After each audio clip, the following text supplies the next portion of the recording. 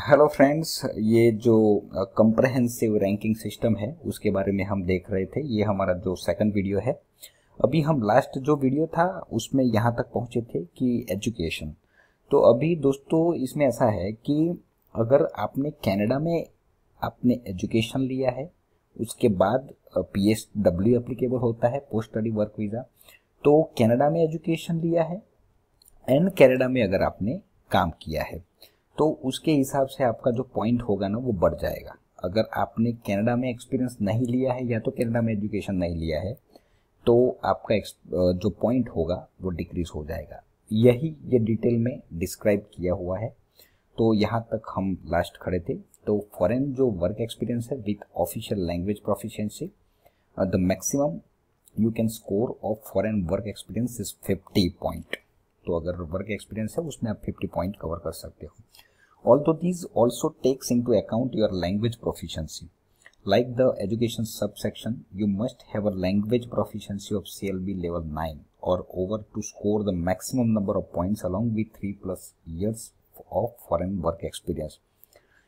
तो दोस्तों बहुत सारे मतलब बहुत सारे छोटे छोटे पॉइंट है, उसके हिसाब से ये पूरा पॉइंट का कैलकुलेशन बनता है। अगर आपका कैनेडियन वर्क एक्सपीरियंस है plus foreign work experience, in order to score the maximum 50 points you must have completed the maximum 3 year for foreign work experience, like the last section जो हमने देखा, combined with the maximum 2+ year of Canadian work experience. अभी जो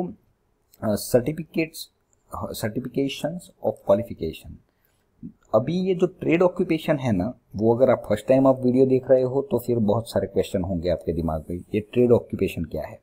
क्योंकि जो occupation list है उनका एक कोड होता है, वो कोड डिमांडेबल, कनाडा गवर्नमेंट के पास पूरा डेटाबेस है कि हमको इतने ऑक्यूपेशन वाले बंदे चाहिए, तो उसका एक लिस्ट है। तो अगर वो लिस्ट में आप आते हो तो आपको मैक्सिमम पॉइंट मिलेंगे। If you have a certificate of qualification combined with a CLB 5+ on all of your first official language ability with 1 or more under 7, you will be awarded 25 points. The maximum 50 points will be awarded if you have a certificate of qualification combined with a CLB 7+. CLB 7 मतलब अगर IELTS का score दोस्तों देखा जाए तो 6 each applicable होता है।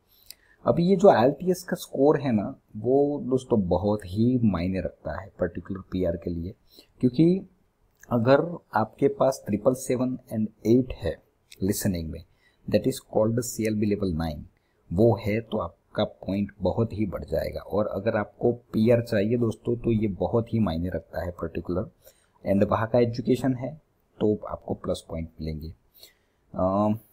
दूसरा जो है the subtotal for this section is 600 point and addition 600 point आपको कब awarded किया जाता है?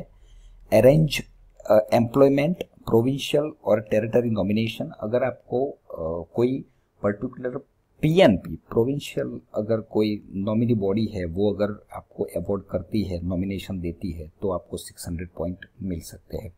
The maximum you can be awarded for the Express Entry 2015 comprehensive ranking system is 1200 point। 1200 point में से आपको 600 पॉइंट खाली एम्प्लॉयमेंट का मिलता है। अरेंज्ड एम्प्लॉयमेंट मतलब ये भी बहुत लंबा प्रोसेस है। लंबा प्रोसेस में एक छोटा सा एक्सप्लेनेशन दे देता हूँ कि वहाँ का एम्प्लॉयमेंट आपको हायर करने के लिए रेडी है, मगर बीच में CIC बैठी हुई है, उनको बोलते हैं कैनेडियन गवर्नमेंट, तो वो अप्रूवल इतना इजीली नहीं देती है दोस्तों। उसका एक बहुत बड़ा लंबा प्रोसेस होता है। वो प्रोसेस एवरेज अगर आप पकड़ के चलो तो भी 3-4 महीने का प्रोसेस होता है। ये मार्केट में जितने भी लोग हैं ना जो वर्क परमिट के बारे में पैसा ले रहे हैं कि हम खाली आपका 6-7 हज़ार रुपया लेंगे मेडिकल का और हम आपका वर्क परमिट करवा देंगे, वो सारे फेक कमिटमेंट है दोस्तों। 1 रुपया आप मत दीजिए, कंप्लीटली फेक कमिटमेंट है, आपका पैसा जाएगा दोस्तों। How can I improve my CRS score for the express entry? देखो language, did you know that language ability is worth up to 260 CRS point in total for a single candidate. French and English are Canadian official language है, so take a French class and learn both to gain more point. दोनों language English में maximum 777-8 अगर वो cover करते हो तो maximum point आपको मिलेंगे। एंड जो फ्रेंच अगर आप सीखे हुए हो तो उनका भी एक प्लस पॉइंट होगा। वर्क, अगर कैनेडियन वर्क एक्सपीरियंस आपके हाथ में है, is more value than non Canadian work experience if you have less than 3 years और full time experience. Keep working, आप काम करते रहो, 3 years का एक्सपीरियंस बहुत मायने रखता है। स्टडी, अगर कनाडा में अगर आप स्टडी वीज़ा पे गए हो एंड उसका जो एक्सपीरियंस है वो बहुत ही मायने रखता है। Having Canadian study experience can significantly increase your score. Education, if you have 2 or more certificate, diploma or degree, you may be able to claim extra point under the educational system। अगर आपके पास dual degree है कोई तो आप क्या plus point हो सकता है। स्पाउस, कैंडिडेट विथ स्पाउस अगर एजुकेशनली पावरफुल है तो उनके प्लस पॉइंट आपको मिलेंगे। May have additional potential for improving the CRS score because the spousal level of education and language ability and Canadian work experience में ऑल बी रिवॉर्डेड। ये सारे reward आपको मिल सकते हैं। मुझे कई बार लोग पूछते हैं कि सर पर्टिकुलर अगर मेल का बहुत ही प्रॉपरली उनका एजुकेशन है एंड फीमेल का नहीं है तो क्या फीमेल का ज़रूरी है? तो इसका आंसर यहाँ पे मिल जाता है आपको, ज़रूरी है, क्योंकि मैंने पहले भी अगले वीडियो में भी एक्सप्लेन किया कि 20 पॉइंट भी बहुत मायने रखते हैं। अगर आपकी जो पॉइंट है वो 400 पॉइंट होता है तो अगर 20 पॉइंट अगर मिल जाए आपको तो 420 मतलब 420 का ITA जनरेट हो सकता है, क्योंकि 417 तक का भी स्कोर आज तक आया हुआ है 1200 पॉइंट में से। अभी ये PNP प्रोग्राम क्या है दोस्तों? अगर कोई भी प्रोविंशियल बॉडी अगर नॉमिनेट करती है, if you want a 600 point boost to your CRS score plus the knowledge that you are being welcomed with open arms into your chosen destination province, अगर कोई भी प्रोविंशियल बॉडी आपको nomination करती है तो आपको सीधा 600 पॉइंट आपको मिल जाएगा।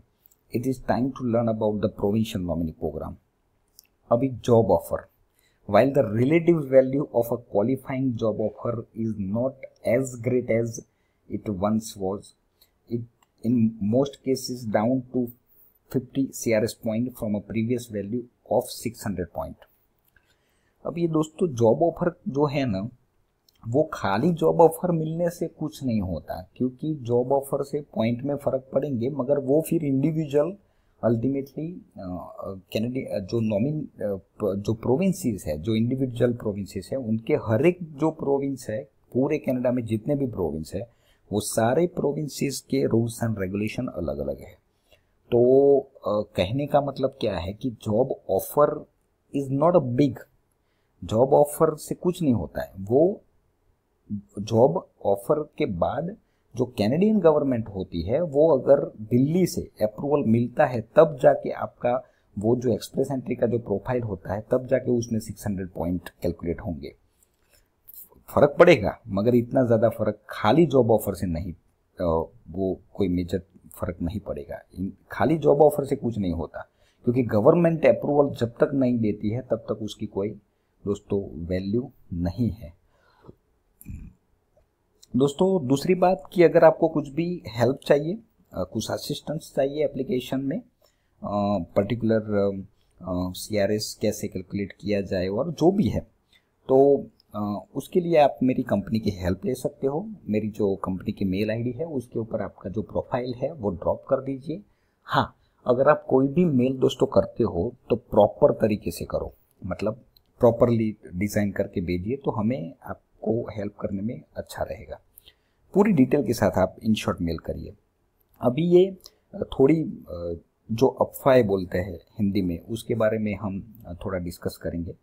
तो जो एक्सप्रेस एंट्री की जो भी अफवाहें है, जैसे anyone can enter the express entry pool, ऐसा नहीं है दोस्तों, कोई भी बंदा एक्सप्रेस एंट्री के पूल में नहीं जा सकता। जॉब ऑफर कंपलसरी है for qualifying for express entry, ऐसा ज़रूरी नहीं है, जॉब ऑफर ज़रूरी नहीं होता है। The eligible occupation list under the federal skill worker programme still apply, ऐसा भी ज़रूरी नहीं है। Express entry is the only way you can become a Canadian economic immigration. Express entry एक ही रास्ता है पीआर लेने का, ऐसा ज़रूरी नहीं है दोस्तों। बहुत सारे नॉमिनेशन प्रोग्राम भी चालू कभी कभी होते हैं, कभी कभी बंद भी हो जाते हैं, वो depends on demand supply ratio है। जो स्टेट है, हमारे इंडिया में स्टेट बोलते हैं, वहाँ पे प्रोविंसेस बोलते हैं, तो वो प्रोविंसेस को अथॉरिटी दिया गया है दोस्तों कि वो खुद भी डायरेक्ट एक्सप्रेस एंट्री थ्रू भी कैंडिडेट को अपॉइंट कर सकता है, वो नॉमिनेशन दे सकता है, एंड इंडिविजुअल भी वो लोग एप्लीकेशन ले सकते हैं। तो ऐसा ज़रूरी नहीं है कि खाली एक्सप्रेस एंट्री का ऑप्शन है। When you are invited to apply for permanent residency as an express entry candidate, you will have plenty of time to gather all the documents you need and get your application submitted within 16 days. एक time period particular दिया जाता है आपको, तो with इन वो time period के अंदर आपको पूरा डेटा सबमिट करना रहता है। You do not need to pass any language test to enter the express entry pool. Candidate will be able to see their points and ranking under the comprehensive ranking system and know how many points they will need to be issue an invitation. Invitation दोस्तों आपको तब भी मिलेगा जब आपका point होगा, मतलब वो गवर्नमेंट डिसाइड करती है। अभी जो फिलहाल का जो सिनारियो है ना, वो 440-450 के राउंड अबाउट जो ITA जनरेट होता है, वो राउंड अबाउट इतने में होता है। You can use express entry to give false information to immigrant to Canada.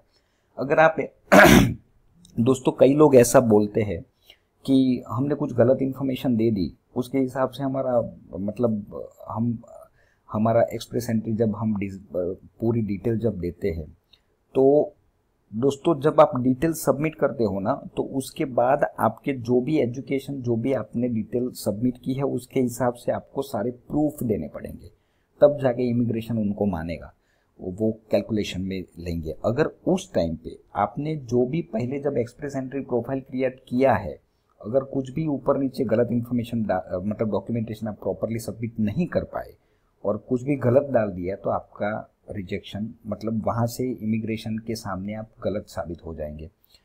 तो वो गलत है, जो है वही आप बताइए इमिग्रेशन को। Once you create your express entry profile, it cannot be updated even if you improve your points. आप अगर कुछ भी आपके एजुकेशन में या कुछ भी चेंजेस आता है, तो आप इमिग्रेशन को आपको इमिग्रेशन को इंटीमेशन देना पड़ेगा।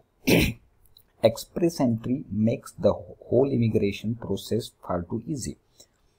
एक्सप्रेस एंट्री के उसकी वजह से जो पूरा प्रोसेस है वो बहुत ही इजी हो जाता है। How we can help you get into express entry? The most important aspect of the express entry program is to provide complete and accurate information, documentation and get an ITA. आपको पूरा properly detail देना पड़ेगा। Without an invitation you are unable to apply for permanent residence. अगर जब तक ITA generate नहीं होता है, तब तक आप अप्लाई नहीं कर पाएंगे through the express entry programme. In order to receive an invitation you have to be selected from a pool of application. आप पूल में चले जाएंगे, अभी उसको सिलेक्ट करना है, आपको अप्लाई मतलब ITA देना है कि नहीं देना है, वो गवर्नमेंट डिसाइड करती है। वो आर कंपीटिंग, मतलब बहुत ही कंपटीशन फिलहाल चल रही है। Our job is to make your profile stand out from the crowd. Job, अगर आपको जॉब ऑफर मिलती है, तो वो क्राउड से हट के आपको एक कैलकुलेशन में लिया जाएगा। We will assess your case, highlight the best aspects of your application and make sure that you have obtain the highest eligible score. दोस्तों, हमारे पास बहुत सारी टेक्निक्स है, वो टेक्निक को हम यूज़ करके आपका जो मैक्सिमम हम ट्राई करेंगे कि CRS पॉइंट बढ़ जाए एंड होपफुली आपका प्रॉपरली मतलब जो है वो प्रॉपरली हम रिप्रेजेंट कर पाए आपका जो प्रोफाइल है। तो ये बहुत सारे पॉइंट मैंने जैसे डिस्कस किया आपके साथ, तो हमारे पास एक टेक्निक भी है PR लाने की, क्योंकि हमारा ये हर रोज़ का काम है दोस्तों। तो आप खुद मत करिए, ये जो मेरा वीडियो बनाया है वो खाली एंड खाली आपको एक थोड़ा बहुत एक्सप्लेनेशन देने का है। बाकी आप हमारी कंपनी का कांटेक्ट करिए, हम बैठे हुए हैं आपके। ये हमारी कंपनी की साइट है, साइट पे हमारी कंपनी की पूरी डिटेल मेंशन की गई है। हमारी जो यूट्यूब चैनल है उसके ऊपर बहुत सारी डिटेल और बहुत सारे वीडियोस मैंने अपलोड किए हुए हैं, उसको आप स्टडी करिए। नॉलेज थोड़ा ज़रूरी है दोस्तों। Thank you very much.